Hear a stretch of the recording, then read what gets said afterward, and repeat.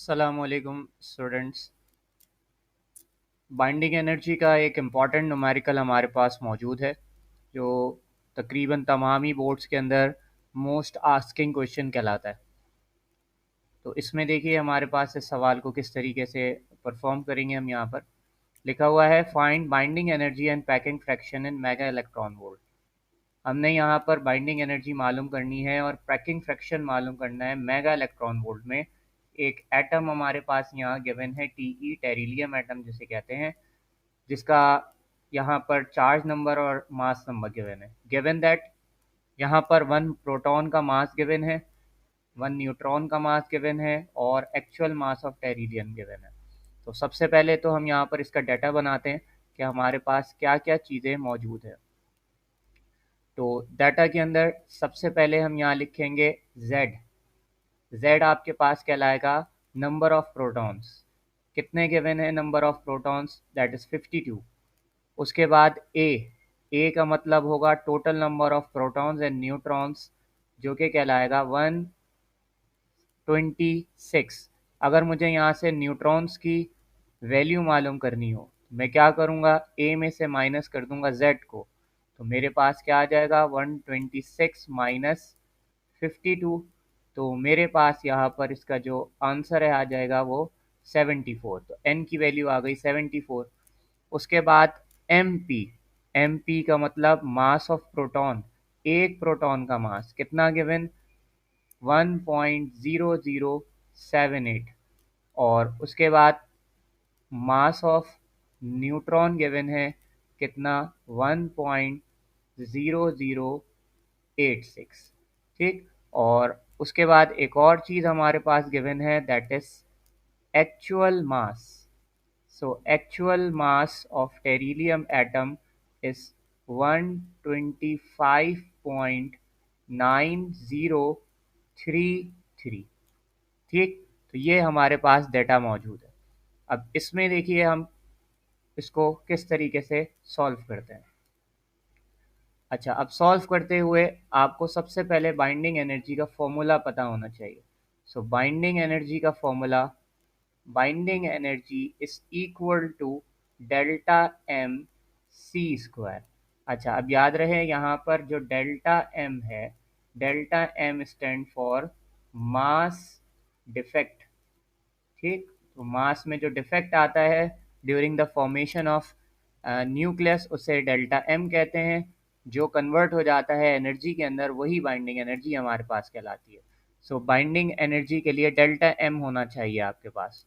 तो delta M का formula हमारे पास यहाँ क्या होगा, देखें लिखते हैं यहाँ पर delta M is equal to, bracket बनाएंगे, फिर स्मॉल ब्रैकेट बनाएंगे, नंबर ऑफ प्रोटॉन्स यानी Z, कितने नंबर ऑफ प्रोटॉन्स हैं उनको उसके मास से मल्टीप्लाई कर देंगे, यानी कि एक प्रोटॉन का मास mp होगा, जितने होंगे उससे उसको मल्टीप्लाई कर देंगे तो टोटल मास ऑफ प्रोटॉन्स आ जाएगा, प्लस अब जितने न्यूट्रॉन्स हैं उसको उसके मास से मल्टीप्लाई कर देंगे। तो यहाँ पर पूरे एटम के पूरा जो एटम है उसका मास पता चल जाएगा। जैसे मैं कहता हूँ कि मेरे पास एक न्यूक्लियस मौजूद है, इसमें 2 प्रोटॉन्स हैं और 2 न्यूट्रॉन्स हैं। तो एक प्रोटॉन का मास, फिर दूसरे प्रोटॉन का मास, तीसरे प्रोटॉन न्यूट्रॉन का मास, चौथे न्यूट्रॉन का मास, इन सबको ऐड कर देंगे तो पूरे एटम का मास पता चल जाएगा। सही। और माइनस करवा देंगे किससे, इसको एक्चुअल मास से। तो जो एक्चुअल मास है वो हमारे पास गिवन है यहाँ पर। तो एक्चुअल मास से इसको जब मैं माइनस कराऊंगा तो मास डिफेक्ट, जो मास में डिफेक्ट आएगा वो मुझे पता चल जाएगा। तो वैल्यूज़ को सब्स्टिट्यूट करवाते हैं तो z की जगह हमारे पास क्या आ जाएगा, यहाँ लिखेंगे 52, मल्टीप्लाई करवा देंगे 1.0078 से, 1.0078, फिर प्लस करवाएंगे n से। n कितना है हमारे पास 74, इसको मल्टीप्लाई करवा देंगे 1.0086 से। जो भी वैल्यू आएगी उसको माइनस करवा देंगे एक्चुअल मास दैट इज 150 125.9033। ठीक, इसको कैलकुलेट करते हैं। तो आपने कैलकुलेट करते हुए सबसे पहले इसको मल्टीप्लाई करवाना है, इसको मल्टीप्लाई करवाना है, जो जवाब आ जाएगा फिर उनको प्लस करवा देंगे। ठीक, तो मैं मल्टीप्लाई करवा कर यहाँ पर लिखता हूँ कि मेरे पास मल्टीप्लाई करवाने के बाद क्या वैल्यू आई। सो मल्टीप्लाई करवाते हैं, देखिए 52 मल्टीप्लाई बाय 1.0078। सो हमारे पास यहाँ पर क्या आ गया, 52 लिखेंगे इधर 52.4056 4056 प्लस, अब मज़ीद आगे मल्टीप्लाई करवाते हैं तो देखिए क्या हो जाएगा, 54 multiply 1.0086। So we have 74.6364, 74.6364 bracket में इसको लिखेंगे क्योंकि अभी ये पूरा सॉल्व नहीं हुआ, माइनस करवा देंगे 125.9033 से। ठीक, तो अब इसको माइनस करवा प्लस करवाते हैं, फिर माइनस करवाते हैं। सो 52.4056 प्लस 74.6364, ये हमारे पास ये आ गया। इसको माइनस करवा देंगे 125.9033 से। सो हमारे पास यहाँ पर कितना आ जाएगा, डेल्टा एम 1.138। सो लिखेंगे delta M is equal to 1.138 you.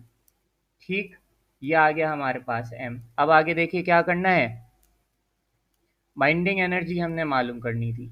So binding energy is equal to delta M C square. So binding energy is equal to delta M की जगह पर 1.138 और सी स्क्वायर की जगह पर यहाँ पर स्पीड ऑफ लाइट आप नहीं रखेंगे, यानी 3 × 10⁻⁸ नहीं रखेंगे, बल्कि यहाँ लिखेंगे 931.5। ठीक है, ये आप याद रखिएगा कि AMU में मास की वैल्यू है तो हमने सी स्क्वायर की वैल्यू क्या रखनी है, 931.5। ये आपको याद करनी पड़ेगी वैल्यू। अगर नहीं करेंगे तो फिर क्या करना पड़ेगा, ये जो मास है पहले इसको कन्वर्ट करेंगे किलोग्राम में, किलोग्राम से फिर इसको मल्टीप्लाई करवाएंगे स्पीड ऑफ लाइट जो होती है 3 × 10⁸ से, आंसर आएगा जूल में, जूल से फिर इसको मेगा इलेक्ट्रॉन वोल्ट में कन्वर्ट करना होगा। ठीक है, इलेक्ट्रॉन वोल्ट फिर मेगा इलेक्ट्रॉन वोल्ट, तो वो बहुत ज़्यादा लंबा प्रोसेस हो जाता है। तो हम सिंपली यहाँ पर सी स्क्वायर की वैल्यू मेगा इलेक्ट्रॉन वोल्ट में ये मल्टीप्लाई करवा देते हैं। सो हमारे पास जो हमारा आंसर है वो क्या हो जाएगा, देखिए क्या करना है हमें, जो वैल्यू हमारे पास आई है सिंपली इसको मल्टीप्लाई करवा देना है 931.5 से। सो हमारे पास यहाँ पर इसका जो आंसर है 1060.6। सो 1060.6 मेगा इलेक्ट्रॉन वोल्ट डायरेक्ट हमारे पास बाइंडिंग एनर्जी का जो है वो आंसर आ गया। ठीक, तो ये हमारा आंसर है। अच्छा, अगर पैकिंग फ्रैक्शन मालूम करनी हो तो पैकिंग फ्रैक्शन का फॉर्मूला होता है बाइंडिंग एनर्जी पर न्यूक्लियॉन्स। न्यूक्लियॉन्स का मतलब होता है total number of protons and neutrons. तो वो आपको मालूम है ऊपर कितने गिवन थे, 126। सो हम 1060 डिवाइडेड बाय 126 से हम इसको डिवाइड करवा देंगे। सो हमारा जो आंसर है वो क्या हो जाएगा, देखिए इसको डिवाइड करवा देता हूँ मैं किससे, 126 से। तो हमारे पास जो आंसर है वो कितना आ गया, 8.41। ठीक, 8.41 सही। तो यहाँ लिखेंगे 8.41। तो पैकिंग फ्रैक्शन हमारे पास, ठीक, इलेक्ट्रॉन वोल्ट पर न्यूक्लियॉन्स के अंदर इस तरीके से आ गई। सो ये बहुत ज़्यादा फ्रीक्वेंट क्वेश्चन है जो एग्जाम में आपके पास पूछा जा सकता है। इससे रिलेटेड कोई भी क्वेश्चन, कोई भी क्वेरी हो तो वह आप पूछ सकते हैं।